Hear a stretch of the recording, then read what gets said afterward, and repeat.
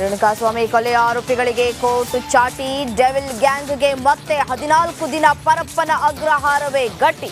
ದರ್ಶನ್ಗೆ ಮನೆ ಊಟವೂ ಕೈತಪ್ಪೋ ಭೀತಿ.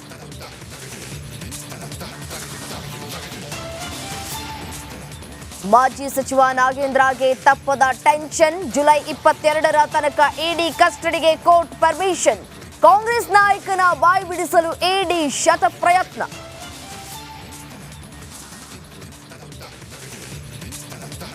ವಾಲ್ಮೀಕಿ ಅಭಿವೃದ್ಧಿ ನಿಗಮ ಹಗರಣ 10 ಗಂಟೆಗಳ ಕಾಲ ವಿಚಾರಣೆ ಎದುರಿಸಿದ ದದ್ದಲ್.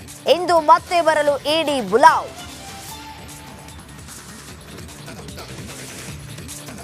ಕರಾವಳಿ ಮಲೆನಾಡಲ್ಲಿ ರಣರಣ ಮಳೆ. ವರುಣನ ಆರ್ಭಟಕ್ಕೆ ತತ್ತರಿಸಿ ಹೋಗಿದೆ ಇಳೆ. ಇಂದು ಉಡುಪಿ, ಹಾಸನ, ಕೊಡಗು, ಶಿವಮೊಗ್ಗ ಶಾಲಾ ಕಾಲೇಜುಗಳಿಗೆ ರಜೆ ಘೋಷಣೆ.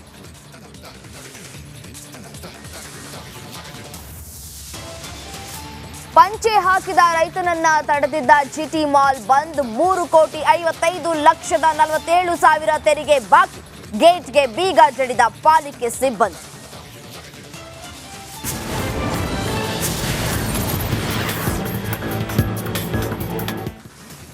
ಹಲೋ ನಮಸ್ತೆ, ರಿಪಬ್ಲಿಕ್ ಕನ್ನಡಗೆ ಸ್ವಾಗತ. ನಾನು ರಮ್ಯಾ ರಮೇಶ್. ರಿಪಬ್ಲಿಕ್ ಕನ್ನಡದ ಟಾಪ್ 30ಯಲ್ಲಿ ಯಾವೆಲ್ಲ ಸುದ್ದಿ ಇದೆ ಅಂತ ಹೇಳಿ ಒಂದೊಂದಾಗಿ ನೋಡ್ತಾ ಹೋಗೋಣ. ಕೊಲೆ ಆರೋಪಿ ನಟ ದರ್ಶನ್ಗೆ ಮತ್ತೆ ಜೈಲೇ ಗತಿ ಎಂಬಂತಾಗಿದೆ. ರೇಣುಕಾಸ್ವಾಮಿ ಕೊಲೆ ಪ್ರಕರಣದ ಎಲ್ಲಾ ಆರೋಪಿಗಳಿಗೂ ಆಗಸ್ಟ್ 1ರವರೆಗೂ ನ್ಯಾಯಾಂಗ ಬಂಧನ ವಿಸ್ತರಿಸಿ ಕೋರ್ಟ್ ಆದೇಶಿಸಿದೆ. ದರ್ಶನ್, ಪವಿತ್ರ ಸೇರಿ 17 ಮಂದಿಗೂ ನ್ಯಾಯಾಂಗ ವಿಸ್ತರಣೆಯಾಗಿದೆ. ಇದರ ಜೊತೆಗೆ ಮನೆಯೂಟಕ್ಕೆ ಮನವಿ ಮಾಡಿದ ದರ್ಶನ್ ಅರ್ಜಿ ಇಂದು ವಿಚಾರಣೆ ಆಗಲಿದೆ. ನಿನ್ನೆ ದಚ್ಚು ಪರ ವಕೀಲ ಫಣೀಂದ್ರ ಈ ಬಗ್ಗೆ ಹೈಕೋರ್ಟ್ಗೆ ರಿಟ್ ಅನ್ನು ಸಲ್ಲಿಸಿದ್ರು.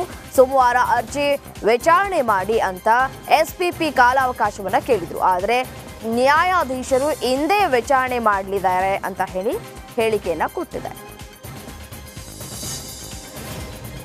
ವಾಲ್ಮೀಕಿ ಅಭಿವೃದ್ಧಿ ನಿಗಮದಲ್ಲಿನ ಹಗರಣ ಕೇಸ್ನಲ್ಲಿ ಮಾಜಿ ಸಚಿವ ಬಿ ನಾಗೇಂದ್ರ ಅವರ ಇಡಿ ಕಸ್ಟಡಿಯನ್ನ ಮುಂದುವರಿಸಲಾಗಿದೆ.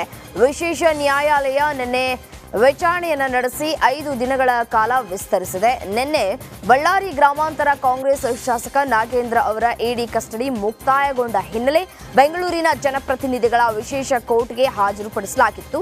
ಹೆಚ್ಚಿನ ವಿಚಾರಣೆಗಾಗಿ ಆರೋಪಿಯನ್ನ ಮತ್ತೆ ತಮ್ಮ ಕಸ್ಟಡಿಗೆ ನೀಡುವಂತೆ ಇಡಿ ಪರ ವಕೀಲ ಪ್ರಸನ್ನ ಕುಮಾರ್ ಅವರು ಮನವಿಯನ್ನ ಮಾಡಿದ್ರು.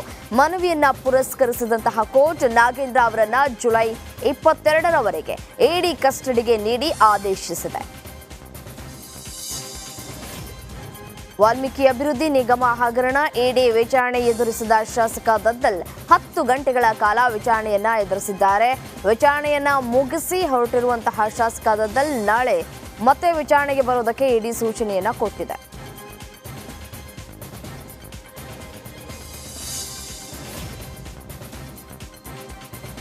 ಸಿಎಂ ಸಿದ್ದರಾಮಯ್ಯ ನೇತೃತ್ವದಲ್ಲಿ ಸಿಎಲ್ಪಿ ಸಭೆಯನ್ನು ನಡೆಸಲಾಯಿತು. ಸತತ 3 ಗಂಟೆಗಳ ಕಾಲ ಸಭೆಯನ್ನು ನಡೆಸಿ ಕಾಂಗ್ರೆಸ್ ನಾಯಕರು ಪಕ್ಷದಲ್ಲಿ ಸಮನ್ವಯಕ್ಕೆ ಸಿಎಂ ಡಿಸಿಎಂ ಕಸರತ್ತನ್ನು ನಡೆಸಿದ್ದಾರೆ. ಜೊತೆಗೆ ಪ್ರತಿಪಕ್ಷಗಳಿಗೆ ತಿರುಗೇಟನ್ನು ಕೊಡುವುದಕ್ಕೆ ಸಭೆಯಲ್ಲಿ ರಣತಂತ್ರವನ್ನು ರೂಪಿಸಿದ್ದಾರೆ. ಸದನಕ್ಕೆ ಹಾಜರಾಗಿ ಒಗ್ಗಟ್ಟಿನ ತಿರುಗೇಟನ್ನು ನೀಡುವುದಕ್ಕೆ ಸಿಎಂ ಸಿದ್ದರಾಮಯ್ಯ ಸೂಚನೆಯನ್ನು ಕೊಟ್ಟಿದ್ದಾರೆ. ಶಿವಮೊಗ್ಗ ಜಿಲ್ಲೆಯಲ್ಲಿ ಮಳೆ ಅಬ್ಬರ ಜೋರಾಗಿದೆ. ನಿನ್ನೆ ತಡರಾತ್ರಿ ಧಾರಾಕಾರ ಮಳೆ ಸುರಿದಿದ್ದು ಕಾರ ಮೇಲೆ ಬಿದ್ದಂತಹ ಬೃಹತ್ ಮರ ಬಿದ್ದಿರುವಂಥದ್ದು. ಅಂದರೆ ಕಾರಿನಲ್ಲಿ ಇದ್ದಂತಹ 5 ಜನರಿಗೆ ಸಣ್ಣ ಪುಟ್ಟಗಳ ಗಾಯಗಳಾಗಿದ್ದು ಆಸ್ಪತ್ರೆಯಲ್ಲಿ ಚಿಕಿತ್ಸೆಯನ್ನು ಪಡೆದುಕೊಳ್ತಾ ಇದ್ದಾರೆ. ಬೆಳಂಬೆಳಗ್ಗೆ ಭಾರೀ ಮಳೆಯಾಗ್ತಾ ಇದ್ದು ಮುನ್ನೆಚ್ಚರಿಕಾ ಕ್ರಮವಾಗಿ ಇಡೀ ಜಿಲ್ಲೆಯ ಶಾಲಾ ಕಾಲೇಜುಗಳಿಗೆ ಜಿಲ್ಲಾಧಿಕಾರಿ ಗುರುದತ್ತ ಹೆಗಡೆ ರಜೆಯನ್ನ ಘೋಷಣೆ ಮಾಡಿದ್ದಾರೆ. ಹವಾಮಾನ ಇಲಾಖೆ ಈಗಾಗಲೇ ಭಾರೀ ಮಳೆಯಾಗುವ ಮುನ್ಸೂಚನೆಯನ್ನ ಕೊಟ್ಟಿದ್ದು ರೆಡ್ ಅಲರ್ಟ್ ನೀಡಿದೆ.